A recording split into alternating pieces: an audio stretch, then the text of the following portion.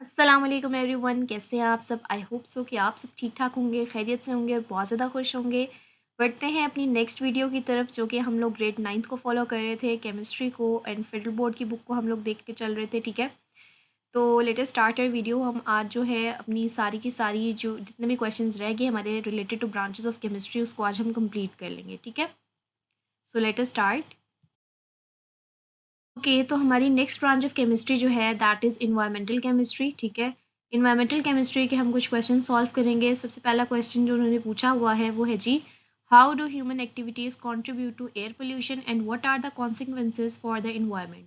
कि human activities जो है वो किस तरीके से जो है अपनी कंट्रीब्यूशन देती हैं एयर पोल्यूशन के अंदर, किस तरीके से वो जो है एयर पोल्यूशन के अंदर ह्यूमन एक्टिविटीज़ का हाथ है। ठीक है, and what are the consequences for the environment. ठीक है, और उसके क्या असरात जो है हमारी इन्वायरमेंट को फेस करने पड़े हैं, हमारी इन्वायरमेंट पे उसके क्या नुकसानात हो रहे हैं। ठीक है, तो इन चीज़ों को हम लोग पढ़ेंगे। ठीक है, तो सबसे पहले तो हम लोगों ने ह्यूमन एक्टिविटीज़ का कंट्रीब्यूशन देना है कि जो इतना बड़ा वो कंट्रीब्यूट करते हैं हमारी पोल्यूशन कॉज करने में। ठीक है, एयर पोल्यूशन कॉज करने में पहले तो हम वो देख लेते हैं। ठीक है, जो कि एक बहुत बुरी बात है, जो कि नहीं होनी चाहिए, बट फिर भी अनफॉर्चुनेटली ये है।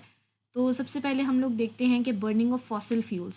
सबसे पहला जो काम इंसान करता है, ह्यूमन एक्टिविटीज़ जो करती हैं, ठीक है, वो क्या है, ह्यूमन जो एक्टिविटीज़ परफॉर्म करते हैं वो क्या है कि vehicles and factories burn coal, petrol and diesel releasing harmful gases like carbon dioxide and sulfur dioxide, right. यानी कि जितनी भी हमारे पास गाड़ियां हैं, व्हीकल्स हैं, जितना भी हमारा ट्रांसपोर्ट सिस्टम है और जितनी भी हमारी फैक्ट्रीज हैं, ठीक है, ये क्या करती हैं, ये फैक्ट्रीज जो हैं कोल बर्न करती हैं, पेट्रोल डीजल, ये हमारे पास सारा व्हीकल से आता है। ठीक है, तो जब ये चीज़ें जलती हैं यानी कि जब कोयला जलता है, पेट्रोल और डीजल, ठीक है, इन तमाम चीज़ों की बर्निंग होती है, तो ये क्या करते हैं, इनके जलने के बाद रिलीज़ करते हैं वो कुछ हार्मफुल एंड टॉक्सिक गैसेस को, जैसे कि कार्बन डाइऑक्साइड हार्मफुल गैस है and sulphur dioxide is also a very harmful gas. तो इन गैसेस को वो रिलीज़ करते हैं जो कि हमारी इन्वायरमेंट के लिए अच्छा नहीं है, जो कि एयर पोल्यूशन कॉज कर सकता है। ठीक है, तो पहली तो बात होगी कि फॉसिल फ्यूल्स को बर्न कर देना। ठीक है, सेकंड क्या एक्टिविटी है ह्यूमंस की कि वो smoke, dust and toxic gases from industry pollute the air. ठीक है, यानी कि जितना भी धुआं आपका निकलता है, ठीक है, डस्ट निकलती है और टॉक्सिक गैसेस रिलीज होती हैं इंडस्ट्रीज़ के अंदर से, क्योंकि हमें पता है इंडस्ट्रीज़ के अंदर बहुत सारे लार्ज स्केल के ऊपर चीज़ों की डेवलपमेंट होती है, केमिकल्स की डेवलपमेंट होती है, काफ़ी सारी चीज़ें इंडस्ट्रियल लेवल के ऊपर बनती हैं। ठीक है, तो ज़ाहिर सी बात है जब वो किसी भी चीज़ की प्रोडक्शन करेंगे उसके अंदर से कुछ ना कुछ स्मोक, डस्ट और टॉक्सिक गैसेस रिलीज़ तो होंगी, क्योंकि वहाँ पर काफ़ी सारे डाइज भी बन रहे होते हैं, पिगमेंट्स बन रहे होते हैं और काफ़ी कुछ बन रहा होता है, जिसकी वजह से टॉक्सिक गैसेस रिलीज़ होती हैं और वो जाती हैं एयर के साथ, उनका कॉन्टैक्ट होता है, जिसकी वजह से हमारी एयर क्या होती है, पोल्यूट होती है। तो पहली चीज़ क्या होगी कि आपने फॉसिल फ्यूल्स को बर्न कर दो, एयर पोल्यूशन कॉज हो जाएगी।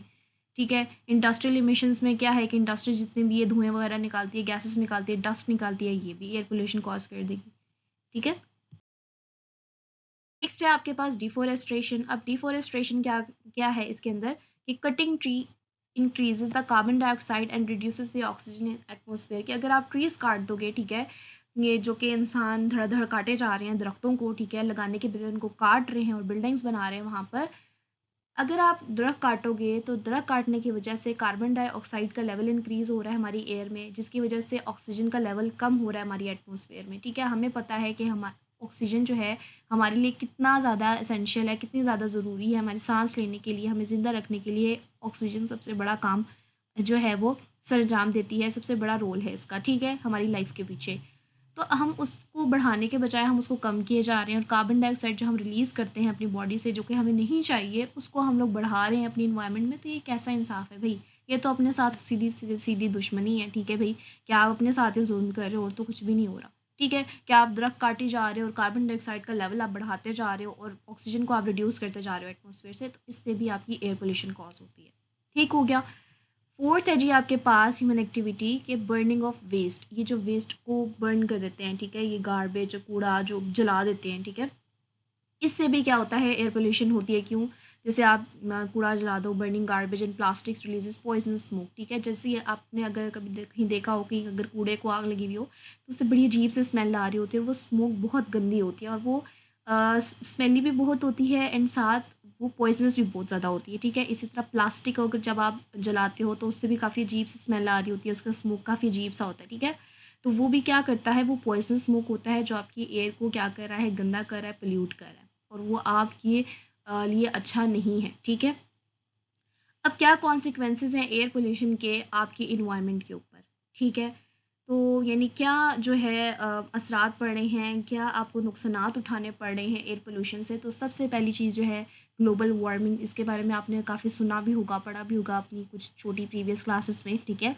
कि ग्लोबल वार्मिंग क्या है आपके पास, कि आपका जब इन्वायरमेंट के अंदर या आपकी अर्थ के अंदर जब कार्बन डाइऑक्साइड का लेवल एक्सेस हो जाता है, यानी बहुत ज़्यादा अमाउंट में कार्बन डाइऑक्साइड अर्थ के ऊपर आ जाती है, जमा हो जाती है, ठीक है, जिसकी वजह से अर्थ का जो टेम्परेचर है वो क्या हो जाता है, इंक्रीज़ हो जाता है, यानी गर्मी, ग्लोबल वार्मिंग कि पूरे ग्लोब को, हमारा जो अर्थ है वो ग्लोब है ना, उसकी वार्मिंग स्टार्ट हो जाती है। और वो वार्मिंग कैसे होती है कि कार्बन डाइऑक्साइड का लेवल जितना ज़्यादा अर्थ पे होगा उतना ज़्यादा अर्थ का जो टेम्परेचर होगा वो बढ़ता जाएगा, और टेम्परेचर अगर बढ़ रहा है तो इट मीन्स कि वो हीटअप हो रही है, और हीटअप हो रही है तो वो ग्लोबल वार्मिंग कॉज करी है। यही वजह है कि गर्मी की शिद्दत अब बढ़ती जाती है। आप गर्मियों में देखो कि कभी अगर पुराने टाइम पे आप देखो ना तो इतनी ज़्यादा गर्मी नहीं पड़ा करती थी जितनी अब गर्मी बढ़ती है, ठीक है। तो ये all credit goes to the human activities, जो वो परफॉर्म करते हैं, कार्बन डाइऑक्साइड को बढ़ा दिया हुआ है, ठीक है। तो फिर ऐसा ही होना है, ऐसे ही कॉन्सिक्वेंसेस फिर आपको देखने पड़ने हैं, ठीक है। तो इसीलिए कोशिश क्या करें कि ज़्यादा से ज़्यादा दरख्त लगाएं, बजाय उसको कि आप काटें। किसी भी वेस्ट को जो है जलाया मत करें, ठीक है। उसके बाद प्लास्टिक्स को मत जलाएं, रिसाइकलिंग के ऊपर जो है ना अपना फोकस रखें कि रिसाइकिल करें चीज़ों को, ठीक है। और ये स्मोक को मत उड़ाएं, ठीक है, बहुत ज़्यादा हार्मफुल है, हमारे अपने लिए हार्मफुल है, और तो किसी का कुछ नहीं जाना, हमारा अपना ही जाना है जो जाना है, ठीक है।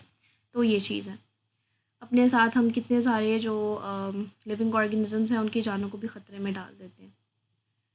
सेकेंड कॉन्सिक्वेंस इसका नुकसान है जी एसिड रेन, ठीक है, कि अगर हमारे पास एयर पोल्यूशन बढ़ जाएगी, ठीक है, एयर पोल्यूशन होगी इन्वायरमेंट के अंदर, तो क्या होगा कि एसिड रेन होगी। अब एसिड रेन क्या है, polluted gases mix with rain water and damage crop, soils and buildings, ठीक है। एसिड रेन यानी कि एसिड वाली बारिश होती है, ठीक है। अब ये एसिड रेन कब होती है, ये जैसे ही आपके जो बारिश का पानी है इसके साथ जितनी भी ये आपने पोल्यूटेड आलूदा गंदी गैसें उड़ाई हुई होती है ना अपने इंडस्ट्रीज से और ये स्मोक की वजह से, ठीक है, तो वो सारी गैसेस किसके साथ मिल जाती हैं, उस रेन वाटर के साथ मिल जाती हैं। और फिर जब वो रेन गिरती है, ठीक है, तो वो किस किस को चीज़ों को ख़राब करती है, आपके क्रॉप्स जितने भी आपने जो है क्रॉप्स लगाए हुए हैं, ठीक है, प्लांट्स वगैरह, उनको ख़राब कर देगी, वो नहीं से उग पाएंगे, ठीक है, अच्छे तरीके से। इसके अलावा जो है आपका सॉइल, ठीक है, आपने जो मिट्टी लगाई है, आपका जो सॉइल है, ठीक है, जिसके अंदर आपने पौधे लगाए हुए वो आपका तबाह हो जाएगा। इसके अलावा जो आपकी बिल्डिंग्स हैं, ठीक है, वो आपकी ख़राब होंगी, क्योंकि उसके ऊपर जो है आपका काफ़ी सारी चीज़ें जो है आयरन से भी मिलकर बनी हुई हैं, ठीक है। तो आयरन एक मेटल है हमारे पास, और जैसे ही उसके ऊपर एसिड से वो इन कॉन्टैक्ट आता है तो वो ख़राब होना शुरू हो जाता है, ठीक है, कोरोजन का पर्पस वहाँ पर स्टार्ट हो जाता है। तो ये सारी चीज़ें जो हैं हमारे अपने ही नुकसान का बायस बन रही हैं और कुछ भी नहीं हो रहा। तो आई होप सो कि ये आपको कॉन्सिक्वेंसेस इसके पता चल गए होंगे। नेक्स्ट की तरफ मूव करते हैं। तो थर्ड कॉन्सिक्वेंस है जी हार्म टू लिविंग ऑर्गेनिजम्स। वही बात है कि सिर्फ अपना ही नहीं हम ख़राब कर रहे, हम एनिमल्स को भी, उनकी भी जान को ख़तरे में डाल डाल रहे हैं, हम प्लांट्स को भी ख़तरे में डाल रहे हैं, ठीक है। एनिमल्स, प्लांट्स एंड ह्यूमन, जितने भी जो लिविंग ऑर्गेनिजम्स हैं, जितने भी जानदार हैं, उन सब जो है उन सब को जो है इफ़ेक्ट हो रहा है इस एयर पोल्यूशन से। ये पोल्यूटेड एयर उन सब के लिए जो है वो ख़तरे का बायस है, सब इससे इफ़ेक्ट हो रहे हैं, ठीक है। और सारा का सारा जी क्रेडिट जाता है ह्यूमंस को। नेक्स्ट है आपके पास स्मोक फॉर्मेशन। अब स्मोक का आपने काफ़ी टाइम पे सुना होगा कि भी स्मोक है बहुत ज़्यादा, कुछ नज़र नहीं आ रहा है और छुट्टियां हो गई हैं बच्चों को स्मोक की वजह से, ठीक है। तो स्मोक क्या है, स्मोक बेसिकली ना फॉग और स्मोक, ठीक है, स्मोक जो आपका धुआं होता है और फॉग जो धुंध होती है, जब उसका मिक्सचर बनता है तो वो बनती है स्मोक, ठीक है। तो स्मोक की वजह से क्या होता है ना, आपको कुछ भी नज़र नहीं आ रहा होता, और स्मोक जो है एक बहुत आपकी जो एयर है, ठीक है, आप जिसमें आप सांस लेते हो उसको अनहेल्दी बना देती है, क्योंकि उसके अंदर क्या है, स्मोक मिला हुआ है। स्मोक मिल के क्या कर रही है, उसकी विजिबिलिटी को कम कर रही है, और स्मोक की वजह से जो कि हार्मफुल गैसेस हैं जिसके अंदर, तो वो आपके इन्वायरमेंट को ख़राब कर रही हैं, ठीक है। तो स्मोक फॉर्मेशन क्या है, smoke reduces the visibility and makes air unhealthy, ठीक है। कि स्मोक क्या करती है, एक तो आपको नज़र नहीं आ रहा होता उसमें कुछ, और उसकी वजह से क्या होता है कि आपकी जो एयर होती है वो भी अनहेल्दी रहती है, ठीक है, यानी कि आपके लिए अब वो हार्मफुल होगी। तो क्वेश्चन नंबर 1 हमने इन्वायरमेंटल केमिस्ट्री से रिगार्डिंग देख लिया। अब आप देखो इसमें इन्वायरमेंटल केमिस्ट्री का ये पार्ट था, बहुत बड़ा पार्ट था, जस्ट आपने इन्वायरमेंट को स्टडी किया इसमें, ठीक है। तो ये एग्जाम्पल क्वेश्चन आपके लिए बेनिफिशियल हैं कि आप समझ सको, रिलेट कर सको ईच ब्रांच ऑफ केमिस्ट्री के साथ इनको, ठीक है। क्वेश्चन नंबर 2 है आपके पास, what role do greenhouse gases play in climate change and how can we mitigate their effects, ठीक है। किस तरीके से जो है हमारे पास क्या रोल है जी ग्रीन हाउस गैसेस का, ठीक है, क्या रोल प्ले कर रहे हैं ग्रीन हाउस गैसेस हमारे क्लाइमेट को चेंज करने के लिए, ठीक है, और किस तरीके से जो है हम उनके इफ़ेक्ट्स को कंट्रोल कर सकते हैं, देख सकते हैं क्या उनका इफ़ेक्ट आ रहा है, ठीक है। तो हमारे पास सबसे पहली चीज़ जो पूछी गई है वो है जी role of greenhouse gases in climatic change, ठीक है, क्लाइमेट चेंज के अंदर ग्रीन हाउस का क्या किरदार है।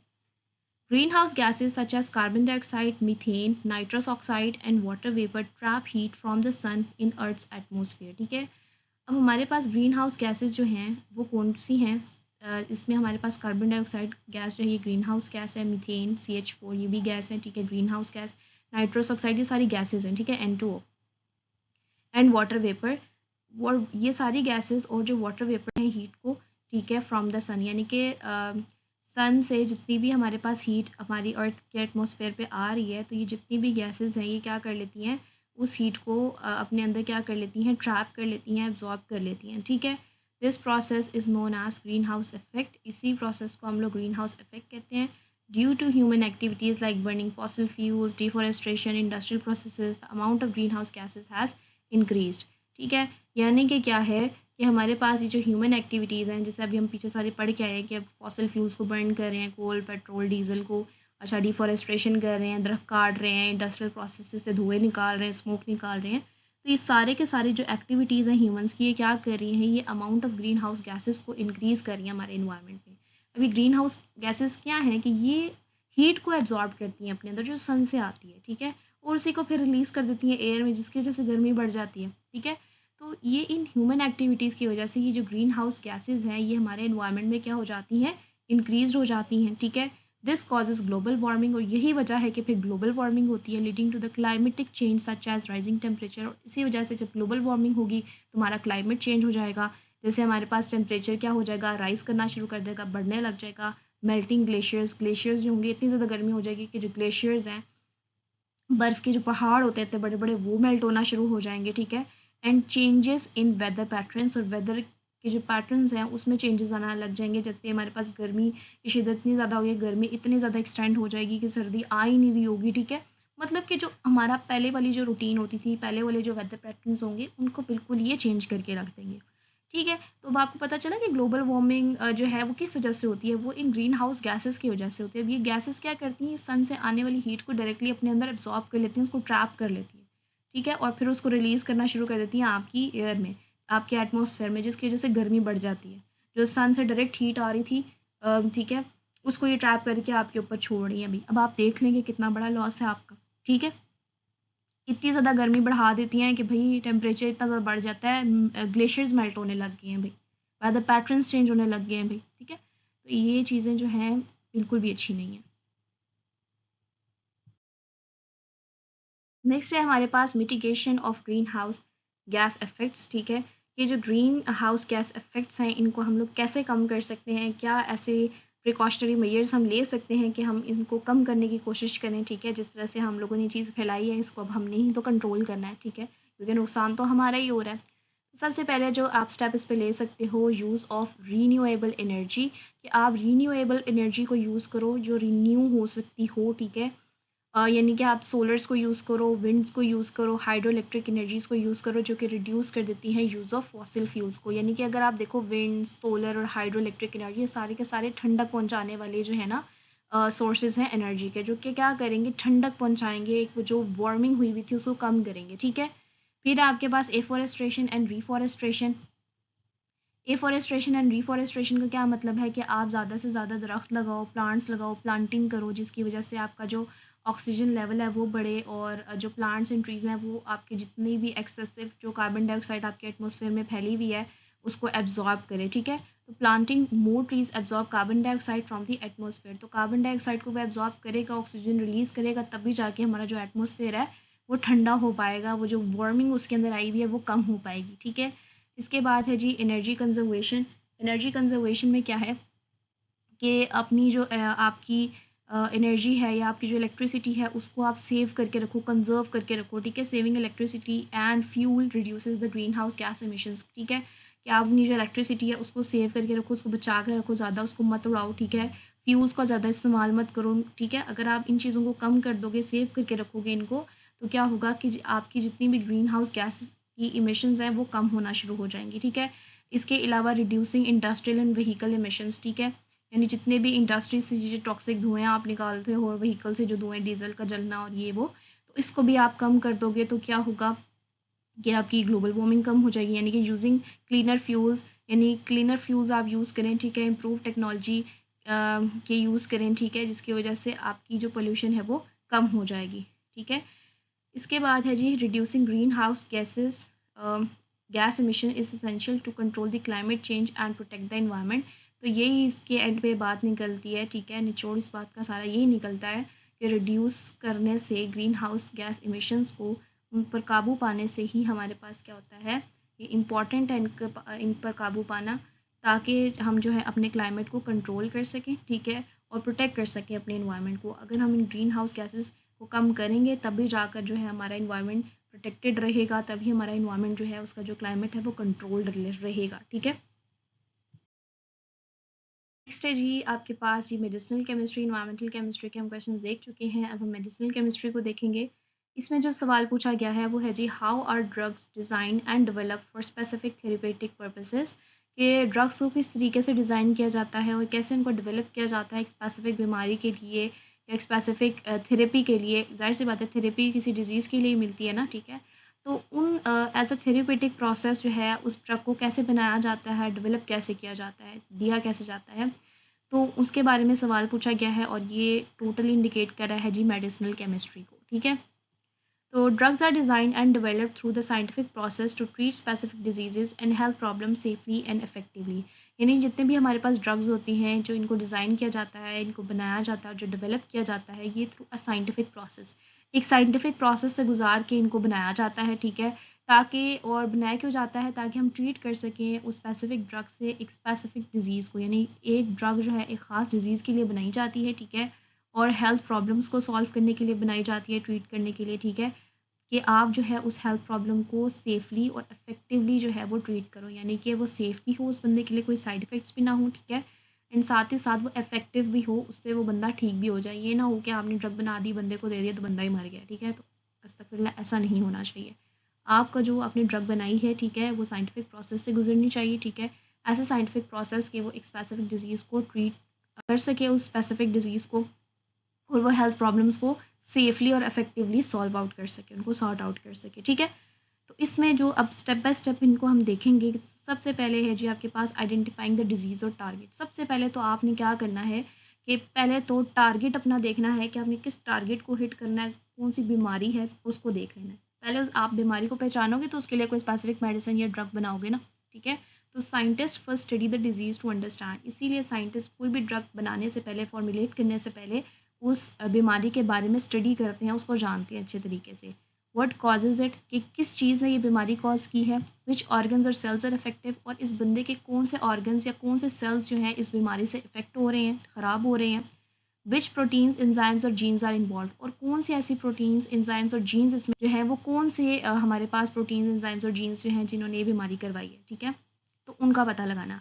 तो 3 इसकी चीज़ें हैं जो उसने साइंटिस्ट ने पहले देखनी है कि ये बीमारी हुई कैसे, ठीक है, किस चीज़ ने इसको कॉज किया, कौन से ऑर्गन्स, कौन से सेल्स इससे इफेक्ट हुआ है, और कौन से प्रोटीन, एंजाइम्स और जीन्स इसमें इन्वॉल्व थे इस बीमारी को करवाने में, ठीक है।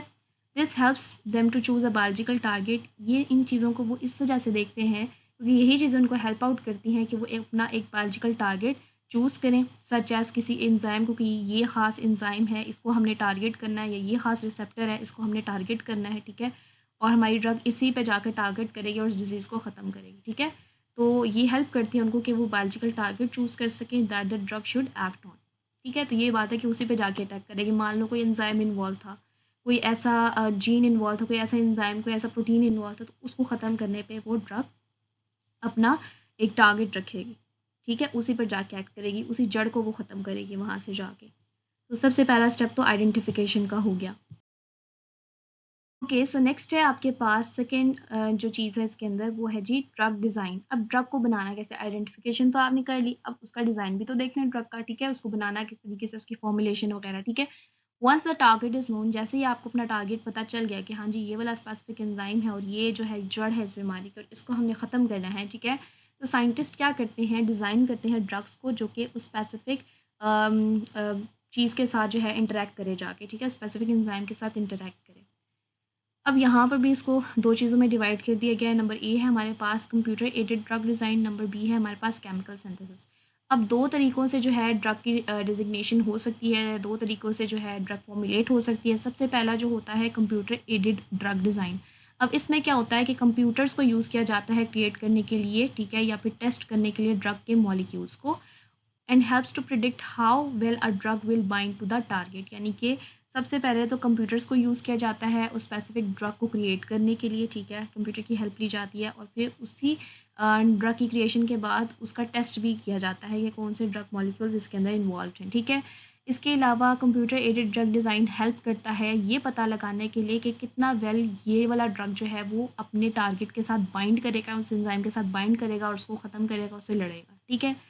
और नंबर बी है हमारे पास केमिकल सिंथेसिस, ठीक है, कि केमिस्ट जो है वो अपनी जो ड्रग है वो लेबॉर्ट्री में बनाते हैं। पहले वो क्या करते, कंप्यूटर की हेल्प से बनाते, टोटली ऑटोमेटेड काम था वहाँ पर। लेकिन केमिकल सिंथेसिस में क्या है कि जो साइंटिस्ट है या कोई भी केमिस्ट है, तो वो ड्रग अपनी लेबॉर्ट्री में खुद बनाएगा, डिफरेंट वर्जन्स उसके टेस्ट करेगा, ठीक है, और फिर जो उसमें सबसे ज़्यादा इफेक्टिव वाला होगा वो वाला जो है एज अ ड्रग वो दे देगा, ठीक है, कि भाई ये वाला जो है उस पेशेंट को दे देगा कि ये वाली जो है आपके स्पेसिफिक डिजीज़ को ख़त्म करेगी, ठीक है। तो एक था कंप्यूटर एडेड और एक हो गया केमिकल सिंथेसिस। लेकिन मोस्टली जो अच्छा, ये तो एडवांस फॉर्म है, लेकिन सब जो हम कह सकते हैं ना कि जो ह्यूमन माइंड या ह्यूमन टेक्निक्स को यूज़ करने वाली जो चीज़ है ना वो ये केमिकल सिंथेसिस है, ठीक है। अब तो एडवांस लेवल आ गया, तो हर चीज़ ही आपके पास एडवांस हो चुकी है, तो इस वजह से जो है कंप्यूटर एडेड ड्रग डिज़ाइंस भी आ चुके हैं, ठीक है। लेकिन जो लोग लेबॉर्ट्री में काम करते हैं, लैब के अंदर काम करते हैं, ठीक है, तो वो भी आपके पास जो है वो ड्रग्स को डिज़ाइन कर सकते हैं, ठीक है। यानी कि वो क्या करेंगे, वो पहले ड्रग बनाएंगे अपनी लेबॉर्ट्री में और फिर यानी उसके डिफरेंट वर्जन्स उन्होंने बनाया ना, हो सकता है कि वर्जन 1 और वर्जन 2 वर्जन 3, उसके बाद तमाम की टेस्टिंग करेंगे और जो सबसे ज़्यादा इफेक्टिव होगा, ठीक है, जिसने सबसे ज़्यादा उस डिज़ीज़ पे इफेक्ट किया होगा, उस वर्जन को जो है वो आगे लेकर जाएंगे, ठीक है, और आगे जो है वो सप्लाई करेंगे, ठीक हो गया। नेक्स्ट है जी आपके पास, फिर उसके बाद क्या होता है कि अब ड्रग डिज़ाइन भी हो गया, पहले आइडेंटिफाई कर लिया आपने, देन उसको डिज़ाइन भी कर लिया, अब जी आपकी आती है लेबॉर्ट्री टेस्टिंग। अब ऐसे ही तो नहीं आप सप्लाई कर सकते ना, जाहिर सी बात है, ठीक है। वो तो मैंने आपको जनरल बता दिया था ना इन शॉर्ट कि आपने सबसे इफेक्टिवनेस वाला जो है, सबसे ज़्यादा जो इफेक्टिव है उसको उठाना है, ठीक है, अपने तमाम वर्जन्स में से। अब आपने सबसे इफेक्टिव उठा तो लिया कि अच्छा ये वाला जो है सबसे मुझे बेस्ट लग रहा है, ठीक है, ये वाली ड्रग सबसे अच्छी है। फिर अब आप क्या करोगे, आप डायरेक्ट जाकर उसको सप्लाई नहीं कर दोगे, आप क्या करोगे, उसकी लेबॉर्ट्री टेस्टिंग कराओगे, यानी कि इसको हम लोग प्री क्लिनिकल टेस्टिंग भी बोलते हैं, ठीक है। यानी कि क्लिनिक में ले जाने से पहले की जो टेस्टिंग है, बिफोर टेस्टिंग ऑन ह्यूमंस, यानी ह्यूमंस पर डायरेक्ट टेस्ट करने के बजाय जो ड्रग्स होती हैं उनको टेस्ट किया जाता है लैब्स के अंदर, ताकि वो चेक कर सकें कि वो कितना इफेक्टिव है, कितना वो सेफ़ है, कितने उसके पॉसिबल साइड इफ़ेक्ट्स हैं। और ये वाले सारे टेस्ट जो होते हैं ये किए जाते हैं सेल्स पे और एनिमल्स के ऊपर, ठीक हो गया। तो क्या हुआ आपके पास कि आपने जो है लेबॉर्ट्री के अंदर उसकी टेस्टिंग की, ठीक है, उसकी इफेक्टिवनेस चेक की, वो कितना सेफ है, उसके कितने पॉसिबल साइड इफेक्ट्स हैं, अगर थोड़े से साइड इफेक्ट्स हैं तो कोई मसला नहीं, अगर ज़्यादा साइड इफेक्ट्स हैं तो उसको फिर नहीं लेकर जाया जाता आगे, ठीक है।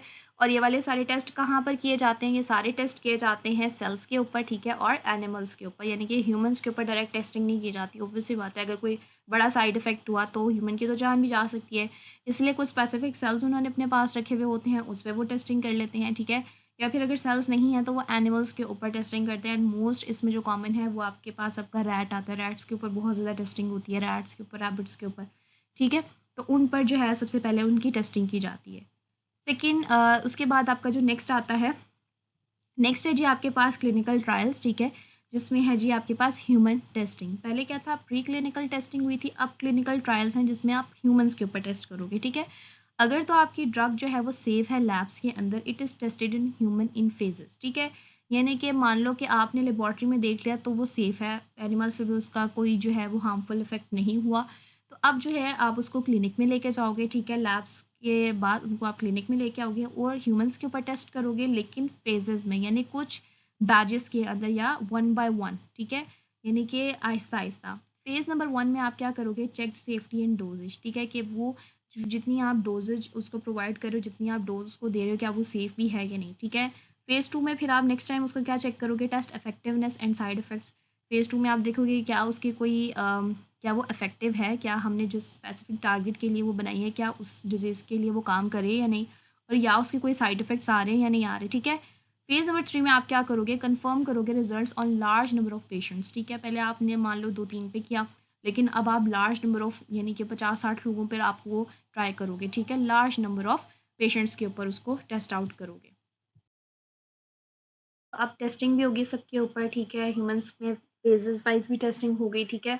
अब आती है जी उसकी अप्रूवल की बारी और उसके प्रोडक्शन की बारी, ठीक है। अब देखो ये जो हमें जितनी भी ड्रग्स या मेडिसिन मार्केट में नज़र आती हैं, क्या लगता है ये ऐसी आ जाती है, नो, उसके पीछे देखो आप कितना बड़ा काम हो रहा है, कितने ज़्यादा अप्रूवल्स की नीड है, कितनी ज़्यादा टेस्टिंग्स की नीड है, उसके बाद जाके वो मार्केट में आती है, ठीक है। अप्रूवल एंड प्रोडक्शन में क्या है कि health authorities approve the drug if it is safe and effective, ठीक है। कुछ हेल्थ अथॉरिटीज़ हैं जो कि चेक एंड बैलेंस इन चीज़ों के ऊपर रखती हैं, एवं नहीं हर चीज़ मार्केट के अंदर आ जाती है, ठीक है। तो वो जो हेल्थ अथॉरिटीज़ होती हैं वो उस ड्रग को अप्रूव करती हैं, उसको अप्रूवल प्रोवाइड करती हैं, अगर तो वो सेफ़ है, ठीक है, यानी कि उसका कोई साइड इफ़ेक्ट नहीं है, और या तो जो है वो इफेक्टिव है, यानी कि उसने उस स्पेसिफिक पर्टिकुलर डिजीज़ के लिए काम किया है, ठीक है। The drug is then produced in large quantities. फिर क्या होता है कि वही ड्रग जो स्मॉलर स्केल के ऊपर बनाई गई थी, अब वो लार्ज क्वांटिटी में, बल्क में बनाई जाती है, ठीक है, ज़्यादा क्वांटिटी में बनाई जाती है। Doctors can prescribe it for patients, and doctors क्या करते हैं, वो फिर अपने पेशेंट्स को वही वाली ड्रग जो है वो प्रिस्क्राइब करते हैं, उनको सजेस्ट करते हैं, उनको लिख कर देते हैं कि भाई आप ये ट्राई करें, आप ये खाएं, इससे आपकी जो पर्टिकुलर डिजीज़ है ये ठीक हो जाएगी। ठीक हो गया।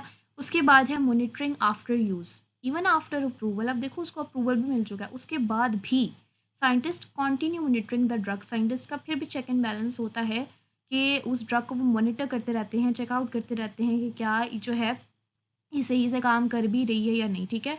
Long term effects and rare side effects are study, जिसमें लॉन्ग टर्म इफेक्ट की कितना लॉन्गली इसने जो है वो इफेक्ट किया है उस डिजीज़ को, ठीक है, और कितने रेयर उसके साइड इफ़ेक्ट्स हैं उसको पढ़ा जाता है, उसको स्टडी किया जाता है, यानी कि लोगों के यूज़ के बाद भी उस ड्रग के ऊपर काफ़ी सारी मॉनिटरिंग चल रही होती है, ठीक है। तो इसके साथ हमने क्या कंक्लूड किया, हमने ये बात कंक्लूड की है कि drugs are carefully design by understanding diseases, targeting specific body processes and testing them step by step. यानी ड्रग्स को जो है वो केयरफुली डिज़ाइन किया जाता है।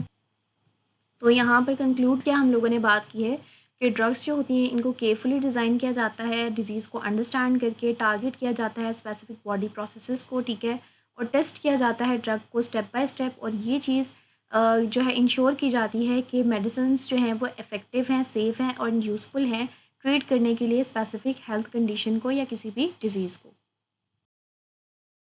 ओके, तो नेक्स्ट है जी पॉलीमर केमिस्ट्री। पॉलीमर केमिस्ट्री के अंदर हम लोग क्या पढ़ते हैं जी, पॉलीमर्स को, ठीक है, मैंने आपको बताया था ब्रांच ऑफ केमिस्ट्री जब हम पढ़ रहे थे। तो what are polymers and how their structure affect their properties, के पॉलीमर्स क्या होते हैं, क्वेश्चन पूछा गया है कि पॉलीमर्स क्या होते हैं और उनके जो स्ट्रक्चर्स हैं पॉलीमर्स के वो किस तरीके से अफेक्ट कर रहे हैं उनकी प्रॉपर्टीज़ को, ठीक है।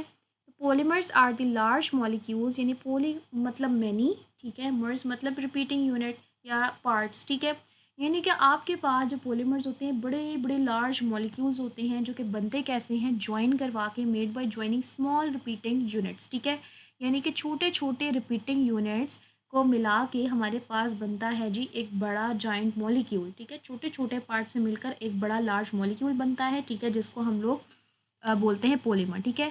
अब ये जो स्मॉल रिपीटिंग यूनिट्स होते हैं ना, यानी कि स्मॉल होते हैं छोटे छोटे और रिपीटिंग, यानी कि हमारे पास रिपीट होते जाते हैं, ठीक है। तो ये मिलके ये स्मॉल रिपीटिंग यूनिट्स को हम लोग बोलते हैं मोनोमर्स, ठीक है, यानी कि मोनो मीन्स वन, मर्स मीन मेनी, ठीक है, यानी काफ़ी सारे छोटे छोटे पार्टिकल से मिलकर या छोटे छोटे रिपीटिंग यूनिट से मिलकर जो है हमारे पास एक पॉलीमर बनता है, ठीक है। The word polymer comes from Greek letter, ठीक है, ग्रीक वर्ड से ये निकला है। Poly, poly means many and mer mean parts या रिपीटिंग यूनिट्स भी आप इनको बोल सकते हो, ठीक है। अब अगर आप इनके एग्जांपल्स देखो तो एग्जांपल में हमारे पास टू टाइप्स ऑफ पॉलीमर्स दिखाए गए हैं। नेचुरल पॉलीमर्स हमारे पास जो नेचर से हमें मिलते हैं, ठीक है, जैसे हमारे पास स्टार्च हो गई, हमारे पास सेलुलोज हो गया, हमारे पास प्रोटीन्स हो गए, हमारे पास डीएनए, ठीक है। जब आप इनके स्ट्रक्चर को पढ़ोगे ना तो आप देखोगे कि छोटे छोटे रिपीटिंग यूनिट से मिलके एक बड़ी बड़ी लॉन्ग चेन्स बन रही होती हैं, ठीक है, जैसे डीएनए की चेन्स हैं, प्रोटीन्स की लॉन्ग चेन्स होती हैं, सेलुलोज की, स्टार्च की, ठीक है। तो ये नेचुरल पॉलीमर्स हैं जो कि हमें अपने नेचर से मिलती हैं, ठीक है, नेचुरली मिलती हैं। सेकंड है जी सिंथेटिक पॉलीमर्स, जो कि ह्यूमन मेड है, मैन मेड है, जो कि ह्यूमंस ने खुद बनाए हुए हैं, जैसे प्लास्टिक भी हमारे पास जो है छोटे छोटे मोनोमर से मिलकर जो है प्लास्टिक बना है, एक जॉइंट पॉलीमर, ठीक है। इसके बाद नाइलॉन है, ठीक है, फैब्रिक है हमारे पास नाइलॉन, तो ये भी छोटे छोटे मोनोमर से मिलकर बना है। रबर भी और पॉलीइथिलीन भी, ठीक है, या पॉलीइथीन भी, तो ये सारे हमारे पास स्मॉल रिपीटिंग यूनिट से मिलकर सिंथेसाइज हुए हुए हैं, ठीक है। अब अगर हम बात करते हैं स्ट्रक्चर ऑफ पॉलीमर्स की, the way monomers join together forms different polymer structures, these structures greatly affect the properties of polymers, ठीक है। अब पॉलीमर्स का स्ट्रक्चर कैसा होता है, कहता है कि the way monomers join together, यानी कि जिस तरीके से जो मोनोमर्स जो हैं एक दूसरे के साथ ज्वाइन करते हैं तो वो डिफरेंट पॉलीमर स्ट्रक्चर्स बनाते हैं, ठीक है। यानी कि ये ज्वाइनिंग मेथड के ऊपर या ज्वाइनिंग के तरीके के ऊपर डिपेंड करता है कि पॉलीमर का स्ट्रक्चर कैसा होगा। हर पॉलीमर दूसरा पॉलीमर से डिफरेंट है, वो मोनोमर्स के ऊपर डिपेंड करता है कि वो ज्वाइन कैसे हुए हैं, ठीक है। These structures greatly affect the properties of polymers, और यही जो स्ट्रक्चर्स हैं, डिफरेंट स्ट्रक्चर, जिस तरह हम लोग ऑर्गेनिक कंपाउंड्स को पढ़े थे कि हमारे पास हर एक ऑर्गेनिक कंपाउंड पे अगर डिफरेंट फंक्शनल ग्रुप लगा हुआ है तो उनकी प्रॉपर्टीज डिफरेंट हो जाएंगी। सेम लाइक दैट हर एक पॉलीमर का जब स्ट्रक्चर डिफरेंट होगा तो वो डिफरेंट रिपीटिंग यूनिट से मिलकर बना हुआ है, डिफरेंट मोनोमर से मिलकर बना हुआ है, तो हर एक पॉलीमर जो होगा दूसरे पॉलीमर से क्या होगा, प्रॉपर्टीज में डिफरेंट होगा, ठीक है, उसमें कुछ ना कुछ डिफरेंस लाजमी होगा। उसके बाद है हमारे पास types of polymer structures and their properties. अब पॉलीमर स्ट्रक्चर्स की टाइप्स कितनी हैं, उनकी प्रॉपर्टीज क्या हैं, इनको हम डिटेल में देखते हैं। सबसे पहली टाइप है हमारे पास लीनियर पॉलीमर्स। लीनियर मीन्स कि हमारे पास बिल्कुल स्ट्रेट चेन में जो हमारे पास पॉलीमर्स होते हैं, ठीक है। Monomers form long straight chains, यानी कि मोनोमर्स क्या करते हैं, मिलके एक लंबी सी लॉन्ग स्ट्रेट चेन बनाते हैं, यानी कि वो चेन ऐसे ऐसे जिगजैग में नहीं होगी, ना वो ऐसे राउंड एंड राउंड में होगी, वो चेन क्या होगी, बिल्कुल सीधी चेन होगी, या तो वो ऐसे सीधी होगी या वो इस कंडीशन में सीधी होगी, ठीक है। यानी कि हमारे पास जो लॉन्ग चेन बनेगी वो इस फॉर्म में बनेगी या फिर वो इस फॉर्म में बनेगी, इस तरह नहीं बन सकती, ठीक है। तो लीनियर का मतलब ही क्या होता है, हमारे पास स्ट्रेट, ठीक है। तो स्ट्रेट चेन बनेगी जब हमारे पास, तो हम उनको क्या बोलेंगे कि ये लीनियर पॉलीमर्स है, ठीक हो गया। चेन्स कैन पैक क्लोजली, और इसमें जो चेन्स होती हैं वो क्लोजली एक दूसरे के साथ पैक हुई हुई होती है, जैसे हम लोग पढ़ रहे थे ना कार्बन एंड हाइड्रोजन की लॉन्ग लॉन्ग चेन्स पढ़ रहे थे, ठीक है। तो वो भी एक एग्जांपल, एज एन एग्जांपल आप ले सकते हो पॉलीमर्स की, ठीक है। अगर हम इनकी प्रॉपर्टीज़ की बात करें, ठीक है, लीनियर जो पॉलीमर्स होते हैं इनकी क्या प्रॉपर्टीज़ होती हैं कि ये क्या है कि पैक्ड हुई हुई हैं, यानी कि एक दूसरे के अंदर बिल्कुल टाइटली पैक्ड हैं, ठीक है, जुड़ी हुई हैं एक दूसरे के साथ। तो जितना वो टाइटली पैक्ड हैं तो वो उतनी स्ट्रॉन्ग भी होंगी, ठीक है, एंड वो फ्लेक्सिबल भी होती हैं, ठीक है, फ्लेक्सिबिलिटी भी उनमें बहुत होती है, और उनका जो मेल्टिंग पॉइंट होता है ये भी क्या होता है, हाई, यानी कि इनको तोड़ने के लिए आपको बहुत ज़्यादा टेम्परेचर देना पड़ता है, तब जाके ये मेल्ट होती हैं या टूटती हैं, ठीक है। इसमें जो एग्जाम्पल आती है पॉलीइथीन की, ठीक है, या फिर पॉलीविनाइल क्लोराइड, ठीक है। आपके पास जो है यहाँ पर एग्जांपल आती है पॉलीथीन की या फिर पीवीसी की, ये भी दोनों क्या हैं, दोनों के दोनों आपके पास पॉलीमर्स हैं, ठीक हो गया। इसके बाद आती हैं आपके पास ब्रांच्ड पॉलीमर्स। ब्रांच्ड पॉलीमर्स क्या होते हैं, ये साइड चेन्स होती हैं जो कि अटैच्ड होती हैं मेन चेन के साथ, ठीक है, and chains do not pack tightly, और ये वाली जो चेन्स होती हैं ये टाइटली पैक्ड नहीं होती, ठीक है। यानी कि यहाँ पर क्या होगा कि मान लो कि आपके पास कोई भी चेन लगी हुई है, ऐसे जो आपके पास ब्रांच्ड पॉलीमर्स हैं, ठीक है। चलो मैं आपके पास ना कार्बन एंड हाइड्रोजन की एग्जांपल ले लेती हूँ, ठीक है। कार्बन एंड हाइड्रोजन की एग्जांपल ले रही हूँ कि ये कार्बन की चेन है और यहाँ पर भी कार्बन लगा हुआ है, ठीक है, एंड यहाँ पर भी कार्बन लगा हुआ है। अगर मैं सिर्फ इस वाले चेन की बात करूँ, ठीक है, तो मेरे पास ये क्या थी, ये हमारे पास लीनियर चेन थी, तो हम इसको लीनियर पॉलीमर बोल सकते हैं, ठीक है। लेकिन जब इसके साथ ये जो दो ब्रांचेज आ गई हैं, यानी कि एक इधर कार्बन लगा हुआ है और एक इधर कार्बन लगा हुआ है, तो इसका क्या मतलब है, ये इसकी क्या है, टहनियाँ हैं, ये इसकी ब्रांचेज हैं जो अलग से इसके साथ अटैच्ड हुई हुई हैं, ठीक है। तो ये जो ब्रांचेस इसके साथ लग जाएंगी ना, तो फिर ये हमारे पास it will remain no more a linear polymer, rather it will be a branched polymer, right. ये आपके पास अब लीनियर पॉलीमर नहीं रहेगा, ये आपके पास क्या आ जाएगा, ये आपके पास हो जाएगा जी आपका ब्रांच्ड पॉलीमर। ठीक हो गया। क्यों? क्योंकि इसकी जो है ये ब्रांचेस निकल आएंगे यहाँ पर। अगर ये ब्रांचेस ना होती तो आपका ये लीनियर पॉलीमर होता, ठीक है। लेकिन अब क्योंकि ब्रांचेस आ गई हैं, तो इसका क्या मतलब है कि आपकी जो मेन चेन है, आपकी मेन चेन कौन सी वाली है, ये बीच वाली चेन आपकी मेन चेन थी। इसके साथ जब आपके साथ ये ब्रांचेस आ जाएंगी कोई, ठीक है, ये 2 ब्रांचेस इस तरह से यहाँ आ गई हैं, मेन चेन के साथ लग जाएंगी, तो इनको हम लोग बोलेंगे जी ब्रांच्ड पॉलीमर्स, ठीक है। एंड ये जो चेन्स होंगी ना, ये इतनी ज़्यादा टाइटली पैक्ड नहीं होंगी। अगर आप इनको देखो, ठीक है, अगर आप ये मेन चेन को देखो जो कि लीनियर चेन थी, ठीक है, तो ये इसमें कितना टाइटली पैक्ड हुए हैं, कितना क्लोजली पैक्ड हुए हैं, लेकिन यहाँ और यहाँ देखो कितना वो दूर दूर से हमारे पास अटैच्ड हुए हैं, ठीक है। तो इसका मतलब है हमारे पास कि ये जो थी लीनियर चेन, ये आपस में टाइटली पैक्ड थी, तो ये स्ट्रॉन्ग थी। लेकिन ये जो ब्रांचेस वाली जो चेन्स लगी हैं हमारे पास, ये क्या है, ये चेन्स जो हैं वो टाइटली पैक्ड नहीं है, जिसका मतलब है कि ये स्ट्रॉन्ग भी नहीं है, ये बहुत ज़्यादा सॉफ्ट होती हैं, लेस डेंस होती हैं। लेस डेंस मतलब कि लेस थिक होती है, इनकी डेंसिटी इतनी ज़्यादा नहीं होती, इतनी ज़्यादा स्ट्रॉन्ग इंटरेक्शन नहीं होता इनके पास मेन चेन के साथ, ठीक है। इसके अलावा इनका जो मेल्टिंग पॉइंट होता है वो बहुत लो होता है, यानी कि हम इनको हल्की सी भी जो है ना, अगर हीट प्रोवाइड कर देंगे ना, तो ये क्या हो जाएगा, ये मेल्टिंग इनकी स्टार्ट हो जाएगी और ये टूटना शुरू हो जाएंगी यहाँ से, ठीक है, हल्की सी हीट के ऊपर भी। तो यहाँ से ना आप इसका डिफरेंस भी कर सकते हो लीनियर और ब्रांच पॉलीमर्स के अंदर, ठीक है, इनको आप देख सकते हो। इसके अलावा अगर हम लोग देखते हैं इसकी नेक्स्ट चीज़, तो क्या है प्रॉपर्टीज़, ये सॉफ्टर है, लेस डेंस है, लोअर मेल्टिंग में, ये हम देख चुके हैं।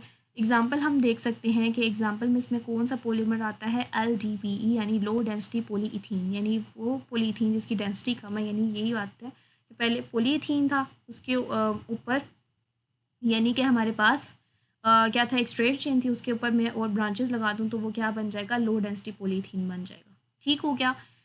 अच्छा, नेक्स्ट थर्ड जो टाइप है हमारे पास पॉलीमर्स की, वो है जी क्रॉस लिंक्ड पॉलीमर्स, ठीक है।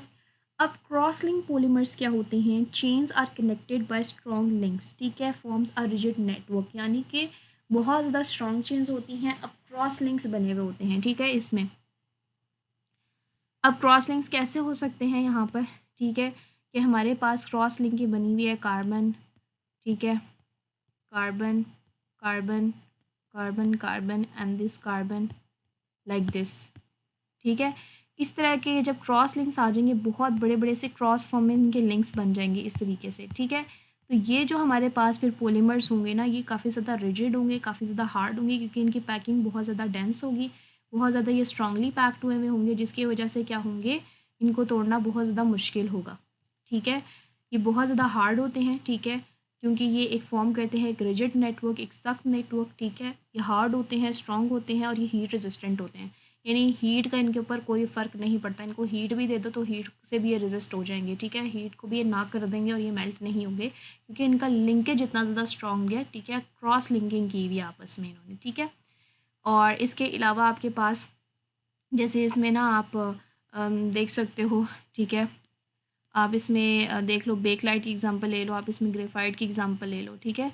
देखो क्रॉस लिंक्स बनाए हुए हैं इस तरीके से, ठीक है, ग्रेफीन की एग्जांपल ले लो, तो बहुत ज़्यादा क्रॉस लिंकिंग होती है, जिसकी वजह से ये डेंसली पैक्ड होते हैं आपस में, ठीक है, जिसकी वजह से इन पर हीट का भी कोई असर नहीं हो रहा होता। तो इसमें एग्जाम्पल आती है बेकलाइट की और मेलामिन की। ठीक हो गया। तो आई होप सो कि आपको ये वाली सारी टाइप्स जो है पॉलीमर्स की समझ आ गई होंगी। तो नेक्स्ट जो पार्ट था हमारे क्वेश्चन का, वो ये था कि how structure affects the properties, कि किस तरह से जो है इनके जो स्ट्रक्चर्स हैं उनकी प्रॉपर्टीज़ को अफेक्ट करते हैं। तो हम पीछे भी वैसे पढ़ के आ चुके हैं, तो हम उनको अलग से भी रिविजन कर लेते हैं इनकी, ठीक है। कि जो चेन लेंथ्स थे, यानी कि जो लीनियर पॉलीमर्स थे, उनके पास क्या थी, लॉन्गर चेन्स थी, तो वो स्ट्रॉन्गर पॉलीमर्स थे, क्योंकि वो डेंसली पैक्ड थे, टाइटली पैक्ड थे, ठीक है।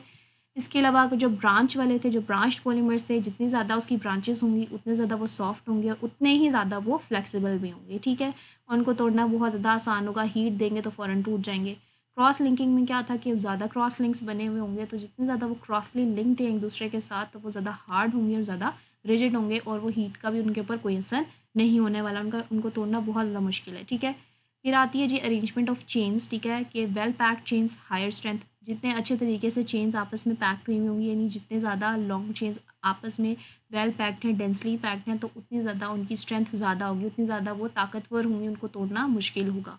ठीक है, तो ये स्ट्रक्चर जो है ना, ये टोटली चीज़ें आपके स्ट्रक्चर पर डिपेंड करती हैं कि चेन वाला है तो कैसी उसकी प्रॉपर्टी है, ब्रांच वाला है तो क्या है, क्रॉस लिंकिंग है तो क्या है। ठीक है, इसके अलावा इंपॉर्टेंस क्या है आपके पास पॉलीमर्स की, कि हमारे पास जो पॉलीमर्स हैं ये कहाँ यूज़ होते हैं, आपके क्लोथ्स में, आपकी क्लॉथिंग में, आपकी पैकेजिंग में। ठीक है, आप जो पैकिंग करते हो या पैकेजिंग करते हो किसी भी चीज़ की, उसमें आप जो है पॉलीमर्स का यूज़ है, आपकी मेडिसिन के अंदर है, आपकी इलेक्ट्रॉनिक्स, आपकी कंस्ट्रक्शन, समझ लो कि ये जॉइंट यूनिट्स हैं जो कि नंबर ऑफ मोनोमर से मिलकर, स्मॉल रिपीटिंग यूनिट से मिलकर बने हुए, तो ये आपको हर जगह पॉलीमर नजर आएगा, हर चीज़ आपकी तकरीबन पॉलीमर से मिलकर बनी हुई है, आपकी मेडिसिन से लेके, क्लोथिंग से लेके, इलेक्ट्रॉनिक्स, कंस्ट्रक्शन, सब पॉलीमर से बने।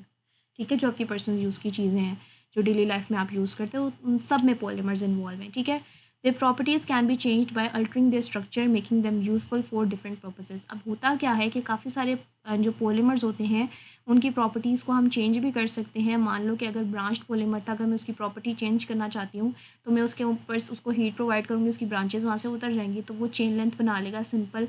वो क्या बन जाएगा, वो आपका एक लीनियर पॉलीमर बन जाएगा। मान लो किसी एक स्पेसिफिक पर्पज़ के लिए मुझे लीनियर पॉलीमर की ज़रूरत थी, तो मैं ब्रांच पॉलीमर के साथ ये काम कर सकती हूँ। ठीक है, तो आप जो है उनके स्ट्रक्चर्स को चेंज भी कर सकते हो। जाहिर सी बात है, जैसे ही आपने उनका स्ट्रक्चर चेंज किया उनकी प्रॉपर्टी चेंज हो जाएगी, वो डिफरेंट कामों के लिए फिर आप उनको यूज़ कर सकते हो। ठीक है, तो कंक्लूड क्या किया इसमें से हमने कि polymers are important materials made from repeating units, की ये इंपॉर्टेंट मटेरियल्स होते हैं जो कि रिपीटिंग यूनिट से मिलकर बनते हैं, यानी मोनोमर्स से मिलकर बनते हैं। There structure directly affects their strength, उनका जो स्ट्रक्चर है वो डायरेक्टली अफेक्ट करता है उनकी स्ट्रेंथ को, फ्लेक्सिबिलिटी को, मेल्टिंग पॉइंट को एंड यूजेस को, यानी कि उनकी प्रॉपर्टीज़ उनके टोटल ही उनके स्ट्रक्चर पर डिपेंड करती हैं। By changing the structure scientist can design polymer for specific needs, और इनके डिज़ाइन को चेंज करके, इनके स्ट्रक्चर को चेंज करके जो है इनके स्ट्रक्चर को चेंज करके साइंटिस्ट क्या कर सकते हैं, डिफरेंट पॉलीमर्स को डिज़ाइन कर सकते हैं अपनी स्पेसिफिक यूज़ के लिए या स्पेसिफिक नीड्स के लिए। ठीक है बच्चों, तो नेक्स्ट है हमारे पास जियो केमिस्ट्री। जियो केमिस्ट्री का जो क्वेश्चन पूछा गया है वो क्या है जी, how do geological processes influence the distribution of elements in the earth's crust. किस तरीके से जो है जियोलॉजिकल प्रोसेसेस जो हैं वो कंट्रोल करते हैं हमारे जितने भी एलिमेंट्स हैं जो कि अर्थ की क्रस्ट में डिस्ट्रीब्यूट हुए हैं।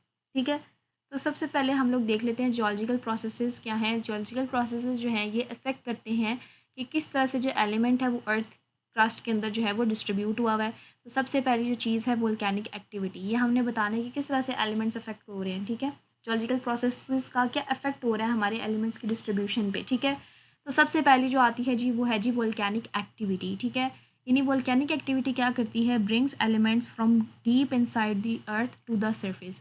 वोल्केनिक एक्टिविटी में क्या है कि जो एलिमेंट्स जो कि इनसाइड डेप्थ में प्रेजेंट हैं, अर्थ के अंदर बिल्कुल, क्रस्ट के अंदर बिल्कुल मौजूद हैं, उनको निकाल कर बाहर लाना उन एलिमेंट्स को। ठीक है, तो ये काम करती है जी वोल्केनिक एक्टिविटी। वोल्केनो कभी देखा, लावा ब्लास्ट होता है, ठीक है, या वोल्केनो ब्लास्ट होता है तो अंदर से काफ़ी मादा बाहर निकलता है। ठीक है, तो उसके अंदर काफ़ी सारे एलिमेंट्स आपको मिलते हैं उसके अंदर से। ठीक है, इसके अलावा जो है मान लो कि अगर आप सल्फ़र देखो, ठीक है, सल्फ़र भी आपके पास एक एलिमेंट है, अगर आप उसको अर्थ क्रस्ट से निकालना चाहो तो उससे भी निकाल सकते हो। ठीक है, डिग करके, और कुछ इसका जिसमें हमारे पास Frasch process and Claus process use होता है।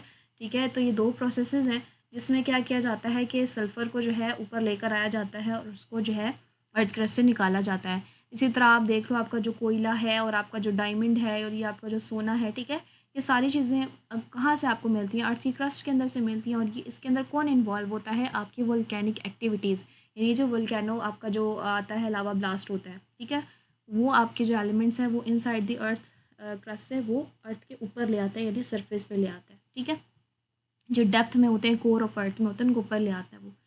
इसके बाद है जी वेदरिंग। वेदरिंग मतलब कि क्या, कि break rocks and releases elements into the soil and water. Weathering में क्या होता है कि बड़े बड़े जो पहाड़ होते हैं, ठीक है, वो टूटते हैं। ठीक है, और वो जब पहाड़ टूटते हैं तो उसमें से कुछ एलिमेंट्स रिलीज होते हैं सॉइल के अंदर और वाटर के अंदर, तो वहाँ से भी एलिमेंट्स हमें काफ़ी सारे मिलते हैं। ठीक है, फिर है जी erosion and deposition. Erosion and deposition में क्या है कि काफ़ी सारे जो एलिमेंट्स हैं वो मूव करते हैं एक प्लेस से दूसरे प्लेस की तरफ। ठीक है, ये एक प्रोसेस है इरोजन एंड डिपोजिशन। ठीक है, उसके बाद है जी प्लेट टेक्टोनिक्स। इसमें क्या होता है कि शिफ्टिंग होती है and concentrate elements in different regions, ठीक है। टेक्टोनिक प्लेट्स जो आपकी अर्थ की जो प्लेट्स हैं उनको टेक्टोनिक प्लेट्स कहते हैं। जब वो मूवमेंट करती हैं, ठीक है, तो उनके मूवमेंट पे भी काफ़ी सारे जो एलिमेंट्स आपके अर्थ के अंदर होते हैं वो डिफरेंट डिफरेंट जगहों पर क्या कर जाते हैं, शिफ्ट कर जाते हैं या मूव कर जाते हैं, ठीक है। तो ये जितनी भी एक्टिविटीज़ है ना, ये सारी जियोलॉजिकल प्रोसेसेस हैं जो नेचर खुद करती है, ये इसमें इंसान का कोई काम नहीं है, ठीक है। जैसे आपका वेदर चेंजेस, ठीक है, जैसे आपकी इरोजन डिपोजिशन, किसी चीज़ को डिपोजिट करवाना कहीं पर, ठीक है, मूव करवाना, ये हमारे पास। उसके बाद रॉक्स को ब्रेक करके जो है एलिमेंट्स वाटर के अंदर डिस्चार्ज करा देना या सॉइल के अंदर, ठीक है। उसके बाद वोल्केनिक एक्टिविटी क्या करिए कि डीप इनसाइड द अर्थ जो मेटल्स सॉरी मटेरियल्स है, जो भी आपके पास एलिमेंट्स है वो निकल के सरफेस पर लेकर आ रही है उसको। टेक्टोनिक प्लेट्स जब हिलती जुलती हैं, ठीक है, तो वो शिफ्ट कर रही होती हैं एलिमेंट्स को डिफरेंट रीजन्स में, डिफरेंट पार्ट्स में, डिफरेंट लोकेशंस में, ठीक है। तो यही बेसिकली आपके जियोलॉजिकल प्रोसेस इसी तरीके से जो है आपके एलिमेंट्स को पूरे अर्थ में क्या कर रहे होते हैं, डिस्ट्रीब्यूट कर रहे होते हैं। तो नेक्स्ट है आपके पास ये न्यूक्लियर केमिस्ट्री। अब न्यूक्लियर केमिस्ट्री क्या है, इसका क्वेश्चन पूछा गया है कि how do nuclear reactions differ for chemical reactions and what are their applications. कि न्यूक्लियर रिएक्शंस जो है वो डिफरेंट कैसे होते हैं केमिकल रिएक्शन से, और इनकी जो है एप्लीकेशंस क्या हैं, ठीक है। तो अब chemical reactions and nuclear reactions का डिफरेंस पूछा गया है, तो वो हमने यहाँ लिख दिया है, ठीक है। और मैंने आपको ये बात भी बताई थी कि न्यूक्लियर जो है वो न्यूक्लियस से जो है रिलेट करती है, ठीक है। तो उसी के अंदर जो है न्यूक्लियस के अंदर जाहिर सी बात है nuclear reactions and chemical reactions में क्या फ़र्क है ये पूछा गया है, ठीक है, जो कि इसी से कॉरस्पॉन्ड कर रहा है। सबसे पहले हम केमिकल रिएक्शंस को देखते हैं। तो involve rearrangement of electrons the nucleus remains unchanged. यानी कि केमिकल रिएक्शंस में क्या होता है, एक स्पेसिफिक जो केमिकल रिएक्शन है उसमें सिर्फ इलेक्ट्रॉन अपने आप को रीअरेंज करते हैं, यानी एक इलेक्ट्रॉन दूसरी की तरफ मूव किया और अगले ने जो है अपनी अरेंजमेंट करके ठीक कर ली, ठीक है, अपने आप को। यानी कि जैसे कि अगर हम लोग एक एटम की बात करते हैं तो मैंने बताया था ना कि अपने वैलेंस शेल वो लूज़ करेगा या गेन करेगा इलेक्ट्रॉन्स वैलेंस शेल में से, ठीक है।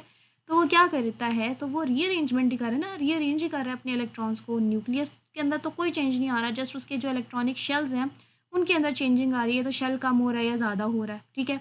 ऐसा ही कोई सीन होता है। तो न्यूक्लियस पे कोई फ़र्क नहीं पड़ता केमिकल रिएक्शन में। केमिकल रिएक्शन जस्ट इलेक्ट्रॉन से डील करता है, ठीक है। लेकिन जो न्यूक्लियर रिएक्शंस होते हैं, as the name indicates, nuclear means nucleus, ठीक है। इसका मतलब है कि न्यूक्लियर रिएक्शन जब होता है तो एटम का जो न्यूक्लियस आता है ना उसके अंदर चेंज आता है, जो एटम का जो न्यूक्लियस होता है उसके अंदर चेंज आता है, ठीक है। क्योंकि केमिकल रिएक्शन में न्यूक्लियस को कोई फर्क नहीं पड़ता, जस्ट इलेक्ट्रॉन्स के अंदर चेंजिंग आ रही होती है। जबकि न्यूक्लियर रिएक्शंस के अंदर जो है वो न्यूक्लियस जो होता है एटम का उसमें चेंजेस आ रही होती हैं, ठीक है। Chemical reaction releases less energy. Chemical reaction जो है बहुत थोड़ी सी एनर्जी रिलीज़ करते हैं, मतलब रिएक्शन हो गया, ठीक है, बहुत ही कम अमाउंट में एनर्जी रिलीज़ हुई होगी, ठीक है। लेकिन जो न्यूक्लियर रिएक्शंस होते हैं ये बहुत ज़्यादा अमाउंट में जो है एनर्जी रिलीज़ करते हैं, ठीक है। No mass change occurs in chemical reactions. Chemical reactions में कोई जो है वो उनके वज़न में इतना ज़्यादा कोई फ़र्क नहीं आता, ठीक है, मतलब कम ही आएगा, इतना ज़्यादा नहीं आएगा, ठीक है।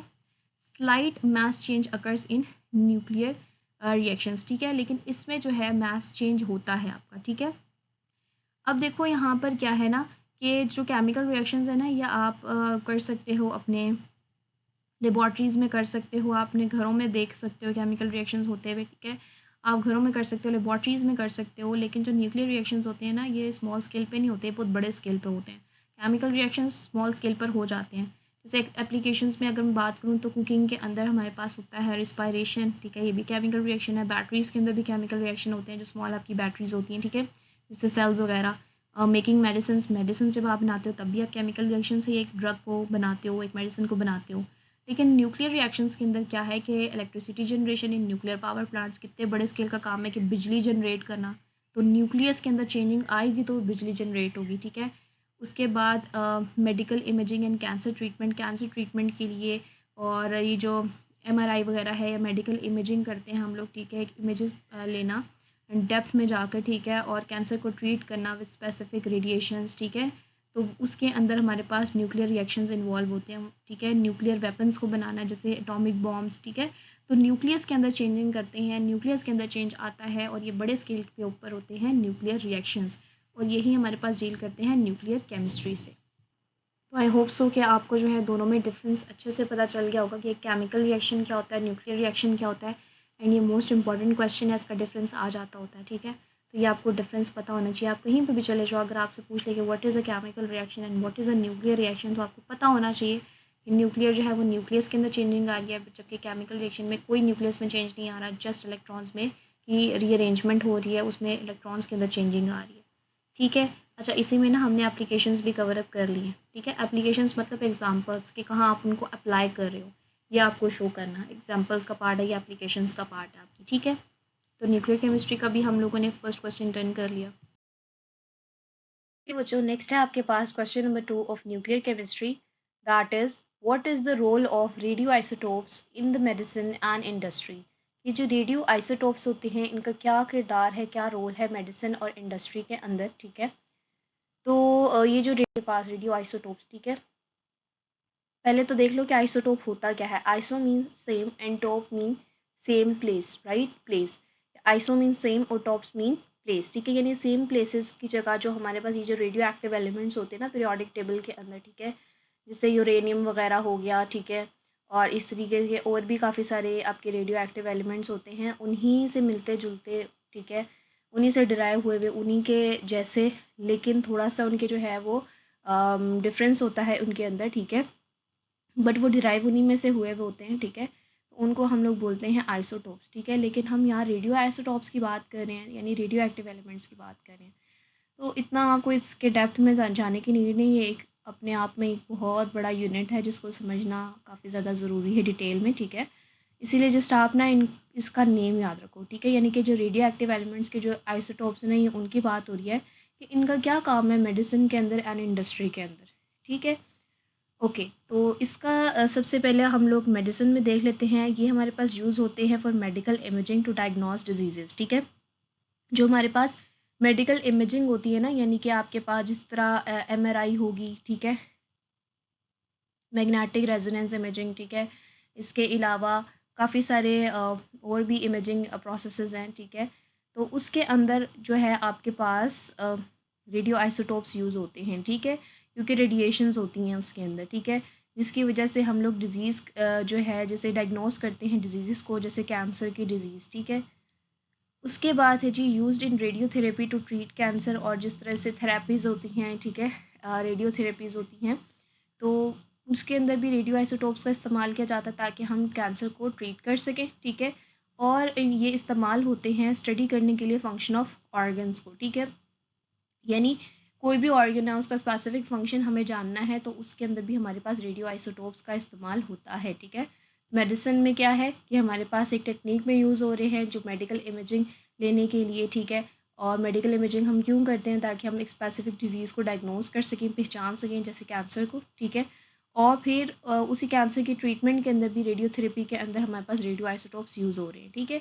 ये रेडियो वर्ड ना रेडिएशन से आया हुआ है, ठीक हो गया।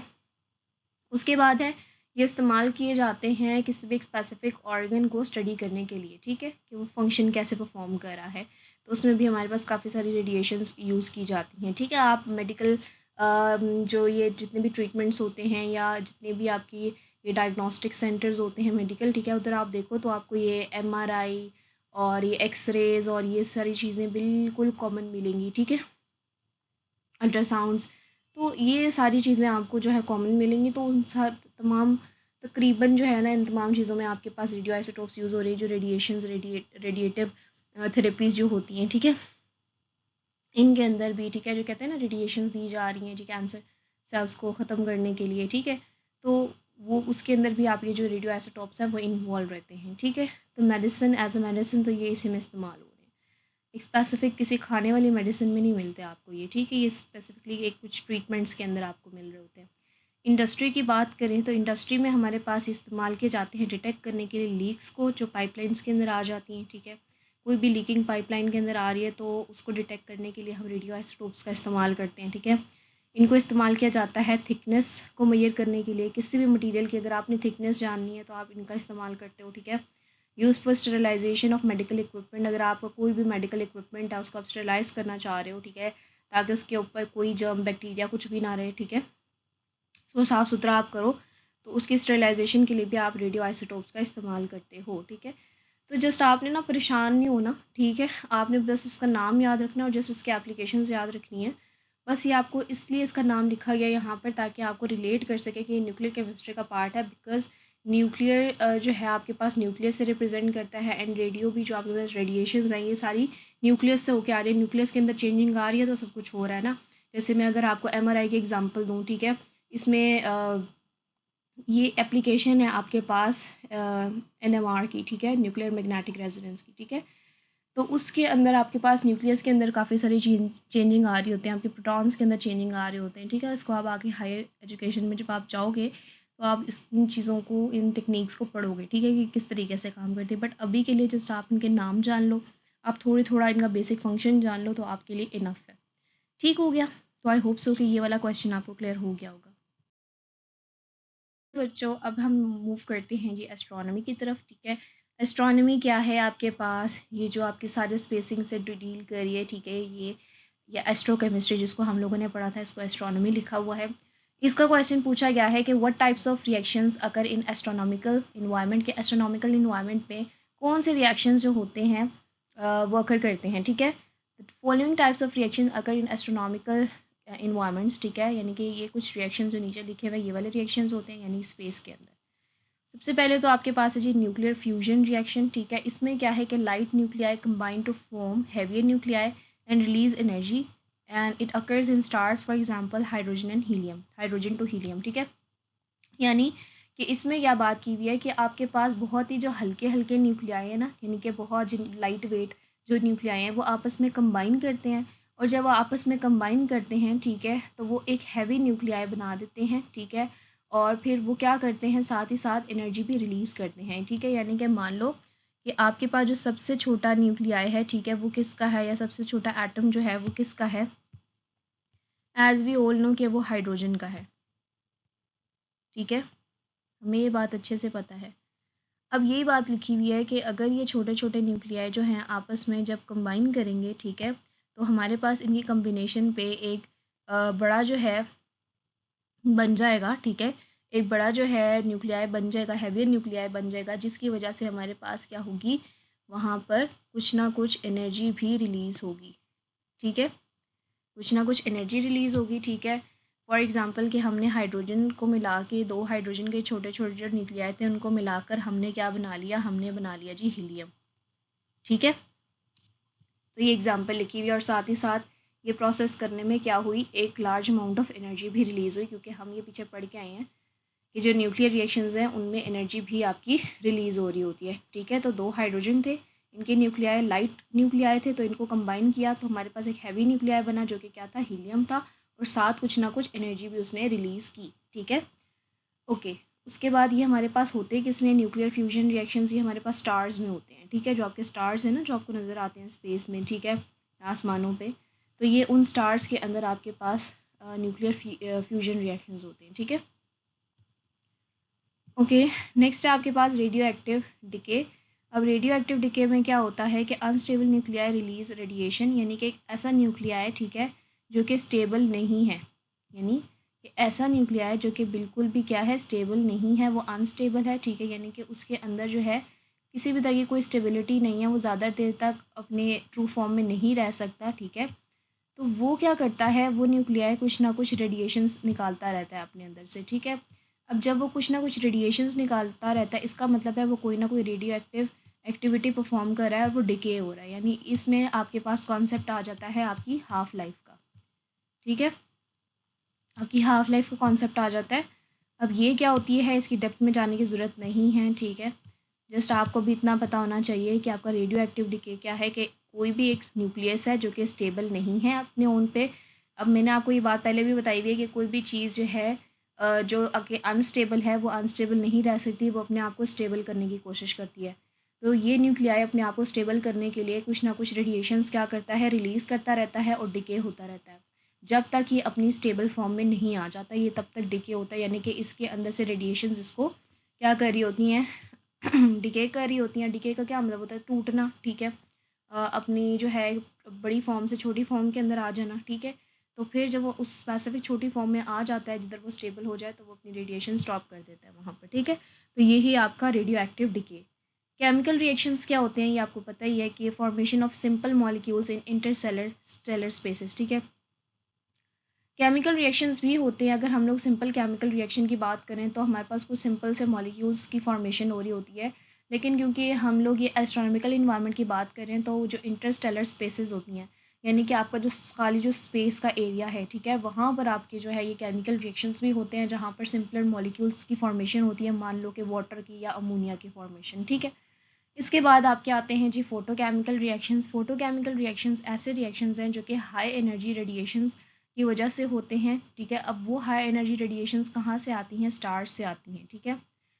आपकी क्या हुई कि स्टार से क्या निकली? कोई हाई अमाउंट ऑफ रेडिएशन निकली, तो आपके पास photochemical reaction, photo means light, ठीक है, एंड केमिकल रिएक्शन आपको पता है क्या होता है, ठीक है। तो रिएक्शंस जो कि हाई एनर्जी रेडिएशंस जो स्टार से निकलती हैं उनकी वजह से हो, ऐसे रेडिएशंस, ऐसे रिएक्शंस को हम लोग फोटोकेमिकल रिएक्शंस बोलते हैं। For example UV light. और हमारे पास आपको पता है कि सन भी एक जो है बहुत बड़ा स्टार है, सन इज़ नॉट अ प्लैनेट, ठीक है। तो सन आप देखो तो वो यूवी लाइट इमिट करता है, ठीक है। अब ये जो ऊपर हम लोगों ने न्यूक्लियर फ्यूजन पढ़ा, ये भी हमने पढ़ा था कि स्टार्स में होता है। तो न्यूक्लियर फ्यूजन रिएक्शन भी आपके पास सन के अंदर होता हुआ नज़र आता है, ठीक है। और जो फोटोकेमिकल रिएक्शंस हैं ये भी आपके पास कहाँ पे होते हैं? सन के अंदर होते हैं। तभी तो वो क्या करते हैं? यूवी लाइट इमिट करते हैं ना, ठीक है। तो एक रेडिएशन इमिट कर रहे हैं रिएक्शंस, इसलिए कहा जाता है कि यूवी लाइट से बचें आप, ये आपके लिए हार्मफुल है जो सन से आती है, और आपको सन ब्लॉक लगा के बाहर जाना चाहिए या सनस्क्रीन लगा के जाना चाहिए, ठीक है, ताकि आप उसके UVA एंड UVB दोनों रेज से बच सको, ठीक है, जो कि हार्मफुल रेज हैं, जो कि स्किन कैंसर कॉज कर सकती हैं आपके लिए, टैनिंग भी कॉज कर सकती हैं, काफ़ी स्किन इश्यूज कॉज कर सकती हैं, ठीक है। तो आई होप सो कि आपको जो है ये वाले सारे रिएक्शन समझ आ गए होंगे। इतना डिटेल में जाने की ज़रूरत नहीं है, जस्ट आपको स्पेसिफिक एक डेफिनेशन और एक एग्जाम्पल पता होनी चाहिए बस, और कुछ नहीं चाहिए इसमें, ठीक हो गया। Thank you so much guys, यहीं तक था हमारा आज का लेक्चर। बहुत बहुत शुक्रिया अगर आप यहाँ तक पहुँच चुके हैं। तो सब्सक्राइब करना, लाइक करना, शेयर करना और कमेंट करना ना भूलिएगा, ठीक है। अगर आपके फेलोज़ हैं तो उनके साथ भी आप वीडियो शेयर कर सकते हैं जिनको इश्यूज़ हैं इन टॉपिक्स के अंदर, ठीक है। और एग्जाम्पल क्वेश्चंस हम लोग सारे कर चुके हैं। Branches of chemistry as a whole topic हमारे पास क्लियर हो चुका है, ठीक है। अब नेक्स्ट वीडियो में जो है हम लोग अपना न्यू टॉपिक स्टार्ट करेंगे, चैप्टर 1 का ही, ठीक है। एंड आई होप सो कि आपको ये सीरीज़ अच्छी लग रही होंगी, आपको सारी चीज़ें अच्छे से समझ में आ रही होंगी। अगर आपको कुछ भी समझ नहीं आता, कोई भी आपके पास क्वेश्चन है, तो आप कॉमेंट डाउन कर सकते हैं, ठीक है। चलती हूँ, टेक केयर, अल्लाह हाफिज़।